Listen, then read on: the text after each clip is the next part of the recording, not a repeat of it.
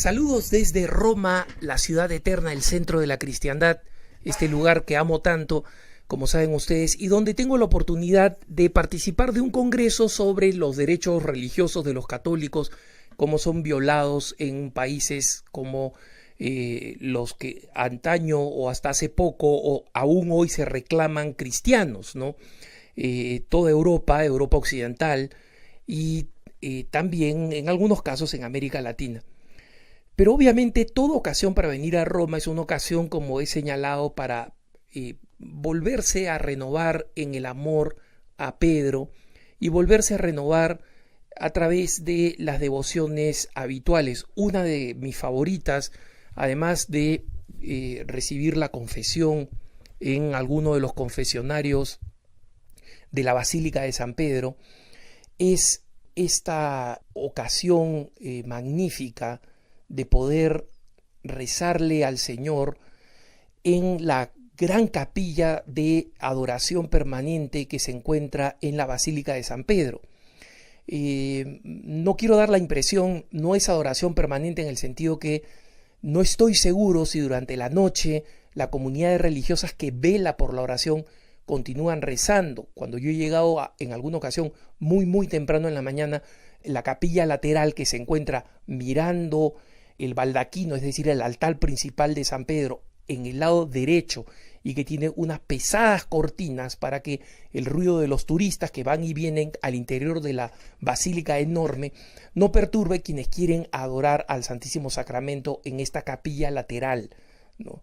Y ahí visitar al Santísimo Sacramento no es distinto, hermanos. O sea, no crean que desconozco lo que nos enseña nuestra fe sobre cómo el Señor está presente en la más humilde, pequeñita y modesta de las capillas donde ha sido convocado por el gran amor que el Señor nos tiene. Pero obviamente en este lugar hay un elemento emblemático, el hecho de poder hacerlo tan cerca de San Pedro, tan cerca de su tumba y tan cerca de su sucesor, de el Pedro entre nosotros, el vicario de Cristo en la tierra, el Papa Francisco. Por supuesto que el Papa Francisco es quien nos orienta, nos guía ahora en la iglesia. Hace poco alguien me preguntaba cuáles eran las disposiciones, las 4 disposiciones que había que tener frente al Santísimo Sacramento. Obviamente cuando nosotros vamos frente al Santísimo Sacramento lo que hacemos es adorar y orar. Punto. ¿No? Adorar y orar. Algunos llaman a hacer alabanzas, en este caso la adoración es la forma suprema de alabanza, ¿no? Pero se refería al hecho de que poco tiempo atrás, o hace algún tiempo, dediqué un programa a la adoración eucarística en mi show en EWTN Cara a Cara. El encuentro en la Eucaristía es un encuentro de frente con el Señor. Uno está frente al Señor. Y su presencia real es tan real como la que tenemos con cualquier persona que conocemos que está junto a nosotros en cualquier situación cotidiana. Y en consecuencia estamos allí para hablarle. Escucha, nos ama, nos acoge. Pero este hermano pregunta cuáles son las 4 disposiciones, si se quieren, que hay que tener, o cuáles son los 4 pasos. Y se debe referir al hecho de que en este programa que yo dediqué a la Eucaristía en televisión, hablé de las sugerencias de cuáles deberían ser los 4 pasos o los 4 momentos para el católico que quiere estar ante el Santísimo y completar la hora santa, ¿no? Y estas recomendaciones fueron escritas por un santo extraordinario, no muy conocido, Pedro Julián Aymart, ¿no? Un santo francés que fue primero sacerdote marianista. Le tomó mucho poder ser sacerdote porque encontró muchas dificultades en su vida, fue el único varón que tenía que mantener a la familia hasta que el padre finalmente falleció. Ingresó primero como sacerdote diocesano, posteriormente como marista, y finalmente dentro de los sacerdotes maristas en Francia descubrió el llamado de fundar una congregación masculina primero, después una femenina, dedicada a la adoración eucarística. Pedro Julián Aymar, pues, es uno de los grandes autores de la adoración eucarística. Y a diferencia de ese otro gran coloso de la adoración al Santísimo Sacramento, que es San Alfonso María de Ligorio, que escribió un libro dedicado a ello, que es el libro de Visitas al Santísimo, ¿no? Pedro Julián Aymar, en cambio, escribió muchas cartas y recomendaciones a sus discípulos, a los sacerdotes, a las religiosas de su nueva congregación. Y estas cartas han sido recolectadas y combinadas en un libro. Yo lo he visto en inglés, no lo he visto en español, pero con certeza el libro está en español y vale la pena verlo, leerlo, acogerlo, escucharlo, ¿no? Lo importante es comprender que Pedro Julián Aymar, con su profunda devoción eucarística, y con su gran sabiduría, decía, un católico no le cuesta nada pasar una hora santa, y él promovió muchísimo esto de la hora santa, es decir, de la visita al Santísimo, pero la visita al Santísimo que se pueda prolongar por una hora. Y él decía, una buena forma de realizar la visita al Santísimo es partiendo la hora en 4, ¿no? Digamos en 15 minutos, para dedicarse a 4 actos de devoción ante el Santísimo.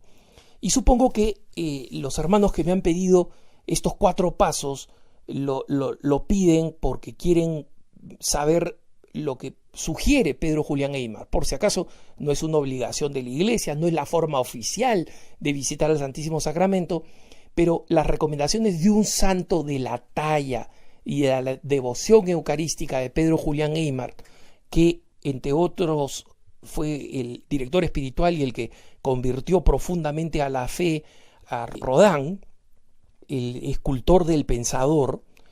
Cuando falleció Pedro Julián Aymar, Rodin hizo un busto de Pedro Julián Aymar, es decir, es el único santo que ha sido representado en escultura por uno de los grandes de la escultura mundial, ¿no? Rodin, el autor del famoso Pensador de Rodin, o Rodin, como quieran pronunciarlo, si quieren pronunciarlo en español. Pero Pedro Julián Aymar recomendaba 4 actitudes. La primera, decía él, tenía que ser la actitud de, en el primer cuarto, si quieren así, es la actitud de adoración. Hay que comenzar adorando, ¿no? Y en uno de sus escritos decía, ante todo, adora al Señor en la divinidad de su sacramento con el homenaje exterior de tu cuerpo. Arrodíllate. Tan pronto ves al Señor en la hostia adorable. Póstrate ante Él. Y una vez que ya tienes esta disposición, como la de los Reyes Magos que se postraron ante Jesús, sigue adelante alabando y adorando al Señor. Es decir, primer paso, la adoración. El segundo, que él recomienda para el segundo cuarto de hora, si quieren, es la acción de gracias, ¿no? Expresa tu fascinación, dice él, por los enormes sacrificios que él se ha impuesto, Jesús mismo, para poder mantenerse en este estado sacramental.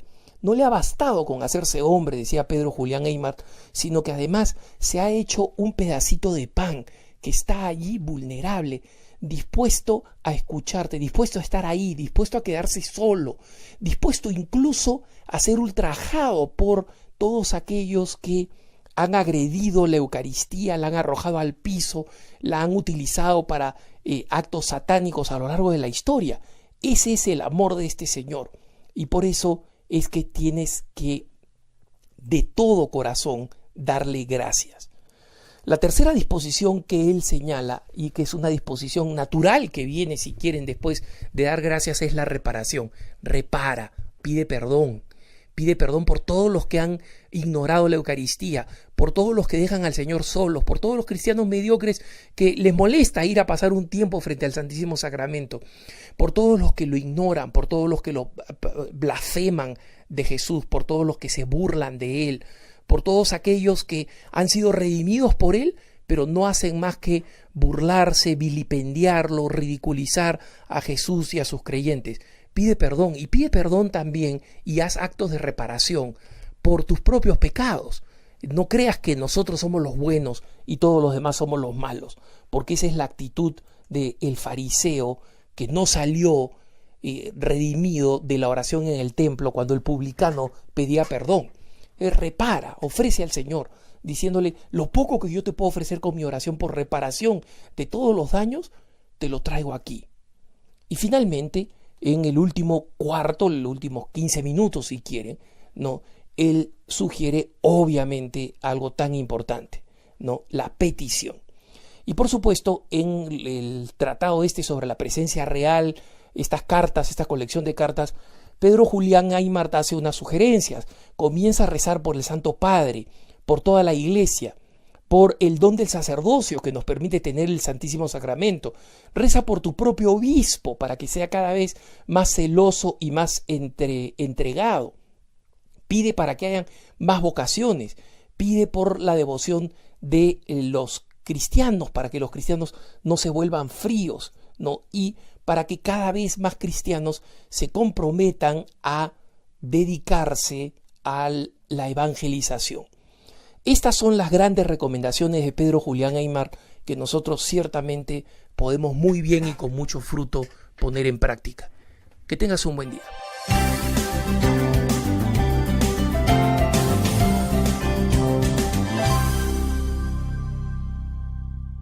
Capilla lateral que se encuentra mirando el baldaquino, es decir, el altar principal de San Pedro, en el lado derecho, y que tiene unas pesadas cortinas para que el ruido de los turistas que van y vienen al interior de la basílica enorme no perturbe quienes quieren adorar al Santísimo Sacramento en esta capilla lateral, ¿no?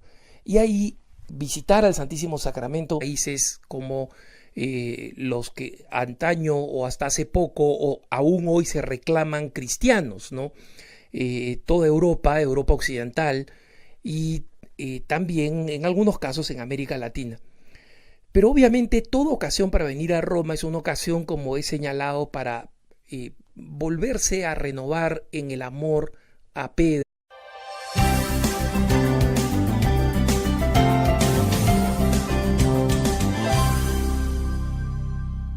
Saludos desde Roma, la ciudad eterna, el centro de la cristiandad, este lugar que amo tanto, como saben ustedes, y donde tengo la oportunidad de participar de un congreso sobre los derechos religiosos de los católicos, cómo son violados en la gran capilla de adoración permanente que se encuentra en la Basílica de San Pedro.